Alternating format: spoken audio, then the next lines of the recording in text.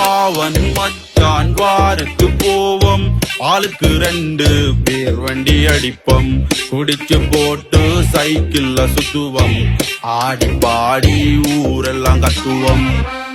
வில்லங்கம் விடிய காத்தாலே வந்துடுறாப்பா குடிக்கிறதுக்கு.